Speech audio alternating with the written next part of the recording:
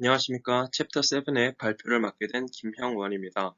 이번 챕터에서는 Fully Connected 모델에 대한 구현과 체와 비행기를 분류하는 과정을 다루어 보겠습니다.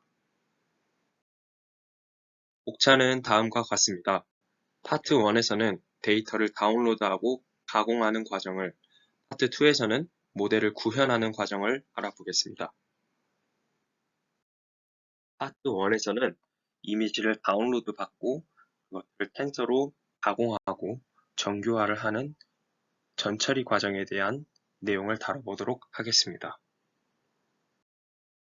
CIFAR10은 6만 개의 작은 컬러 이미지입니다.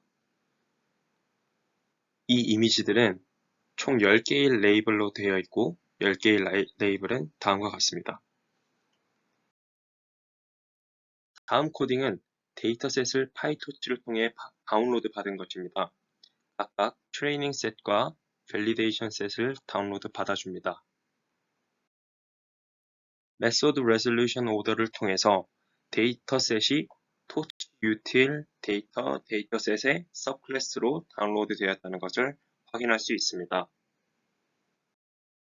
파이토치의 데이터셋은 두 가지를 실행하기 위한 것입니다. length와 getItem인데 이 일러스트를 보시면 length 함수는 데이터셋의 개수를 알려주고 getItem 함수는 인덱스에 상응하는 이미지와 레이블을 나타냅니다. 다음 코드를 통해 CIFAR10에서 99번째 이미지의 모습과 인덱스를 찾은 것을 알 수 있습니다. 파이썬은 인덱스가 0에서부터 시작하므로 두 번째인 레이블 1이 나오며 오토모바일이 나온 것을 확인할 수 있습니다. 이제 PIL 이미지를 파이토치 텐서로 변환을 해야 합니다. 이 과정은 getItem의 단계를 시행하기 전에 이루어집니다. 우선 토치 비전의 트랜스폼스의 라이브러리에서 toTensor를 이용합니다. 이를 통해 numpy, PIL 이미지를 텐서로 변환합니다. 또한 output 텐서의 차원을 채널, 높이, 길이로 설정해 주는 데 이용됩니다. 첫 번째 코드는 앞서 보인 그 오토모바일 이미지를 3 곱하기 32 곱하기 32 형태의 텐서로 변환해 주는 코딩입니다. 이때 레이블에는 전혀 영향이 없습니다. 두 번째는 해당 데이터 전체에 대한 변환을 해준 것입니다. 이 첫 번째 코딩을 보시면 이미지 타입이 텐서로 잘 변환된 것을 확인할 수 있습니다. 또한 스칼라 형태인 플롯 32가 나온 것도 확인 가능합니다. 기존 PIL 이미지는 0에서 255까지의 하나의 채널에 8비트를 할당하였으나 채널당 32비트를 할당하고 0에서 1 사이 값으로 변환한 것을 확인할 수 있습니다.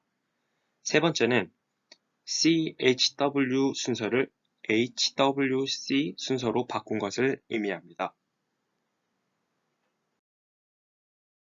데이터를 모델에 적용하기 위해서는 정규화하는 과정이 필요합니다. 첫 번째로 데이터의 차원을 하나 더 늘려줍니다. 그 다음 view 함수를 통해 3 곱하기 32 곱하기 32 형태를 3 곱하기 1024 형태로 바꿉니다. 각 채널당 1024개의 벡터로 나타냈고 그것들의 평균과 표준 편차를 각각 구합니다. 이렇게 구한 값들을 정규화 함수에 그대로 적용해 줍니다.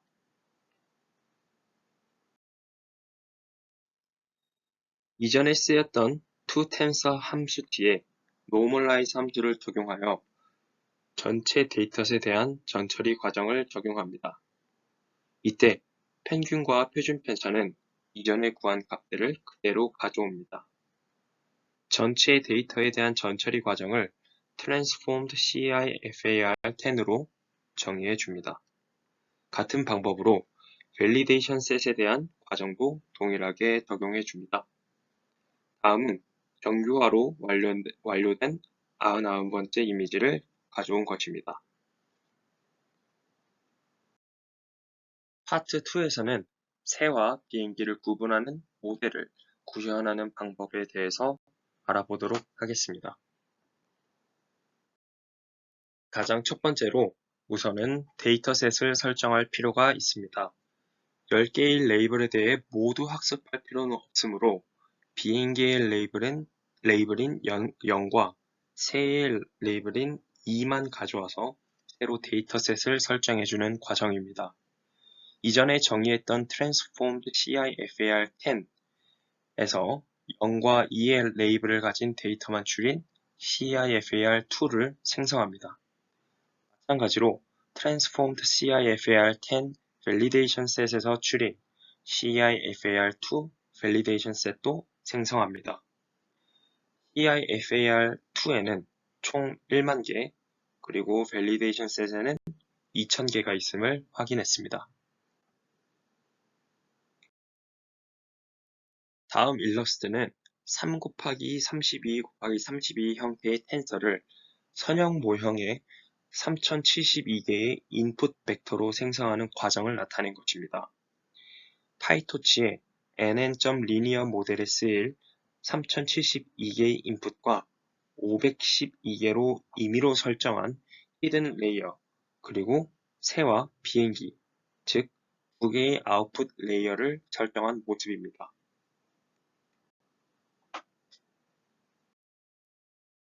이번에 구현할 모델의 아웃풋은 2개의 카테고리를 구분하는 이산형 모델입니다. 따라서 2개의 아웃풋을 만들고 확률을 통해 첫 번째 아웃풋이 높다면 비행기, 혹은 두 번째 아웃풋이 높으면 새로 구분하는 모델을 구현할 것입니다.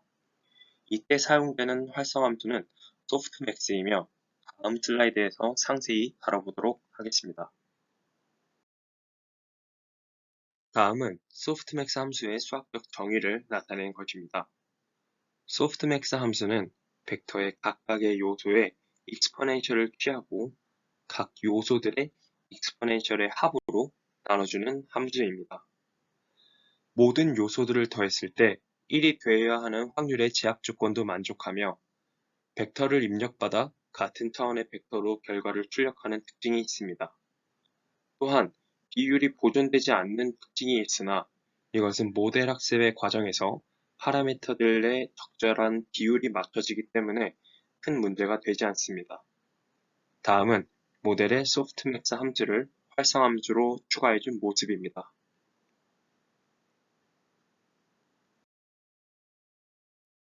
이번엔 오차에 대한 설정을 모델에 추가하는 단계입니다. 오차를 줄이는 방향은 첫 번째 예측보다 두 번째 예측이 더 높은 확률로 올바르게 예측하도록 하는 것입니다. 즉, 잘못 분류한 경우에 페널티를 부여하는 것이지 100% 확률이 아닌 모든 경우에 페널티를 부여하는 것이 아닙니다. 어떤 예측의 정확도가 낮을수록 로스 펑션이 높아야 기존과 다른 예측이 정확하다고 표현할 수 있습니다. 반대로 정확도가 높을수록 로스 펑션이 낮아야 다른 대안보다 현재가 더 정확하다고 표현할 수 있습니다. 이 기능을 Negative Log Likelihood, 즉 NLL로 구현할 수 있습니다. 그래프를 보면 작은 확률에 대해서는 NLL이 무한대로 증가하며 0.5보다 큰 확률에 대해서는 완만하게 감소하는 것을 볼 수 있습니다.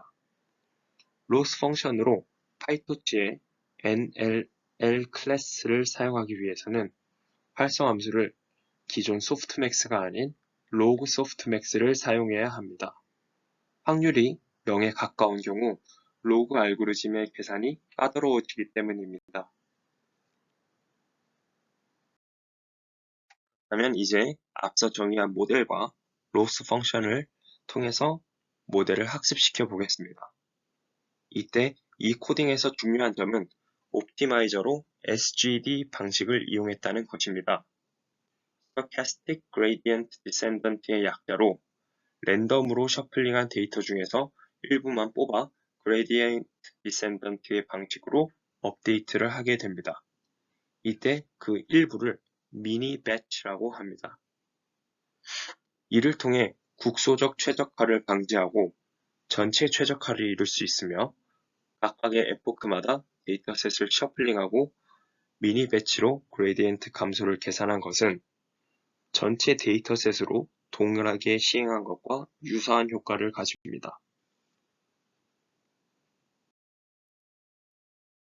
학습된 파라미터를 가지는 모델의 정확도를 측정한 결과입니다. 밸리데이션 셋에서는 75.9%, 트레이닝 셋에서는 86.9%로 나타났습니다. 이를 바탕으로 과적합, 오버피팅이 되었다는 것을 유추할 수 있습니다. 교재에서는 그 이유로 얇은 분류층으로 분석합니다. 데이터셋이 단순하여 비교적 얇은 층을 가진 모델이어도 정상적으로 작동한 것으로 나타나지만 그리 좋은 머신러닝 모델은 아닙니다. 만약 모델의 히든 레이어 층을 더 많게 설정한다면 더 일반적인 분류 모델을 구현할 수 있을 것입니다. 뉴멀 메소드를 통해 모델 구현에 사용된 총 파라미터 개수를 구할 수 있습니다. 히든 레이어가 2개밖에 없는 단순한 모델에도 약 157만 개의 파라미터가 사용된 것을 확인할 수 있습니다.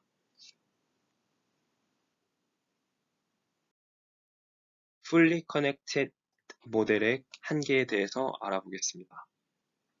그림과 같이 인풋 벡터에 모든 요소 하나하나의 가중치를 계산하여 아웃풋 값을 생성합니다.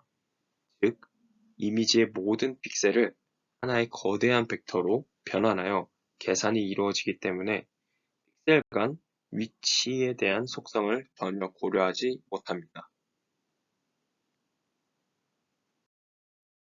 비행기에 관한 이미지를 학습시킨다고 생각했을 때 다음과 같이 비행기가 있는 이미지는 고정되어 있지 않습니다.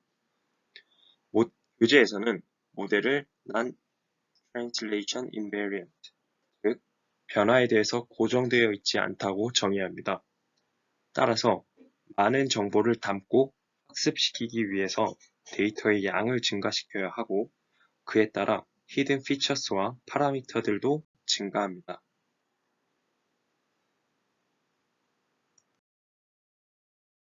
이번 챕터에서는 데이터셋의 간단한 분류하는 모델, 그리고 오차, 트레이닝 루프 등에 대해 다루어 봤습니다. 비록 네트워크 구조가 문제를 해결하기에 적합하지 않아 과적합이 발생했지만 원리와 구조를 이해하는 데에는 도움이 됐기를 바라겠습니다. 이상으로 발표를 마치도록 하겠습니다. 감사합니다.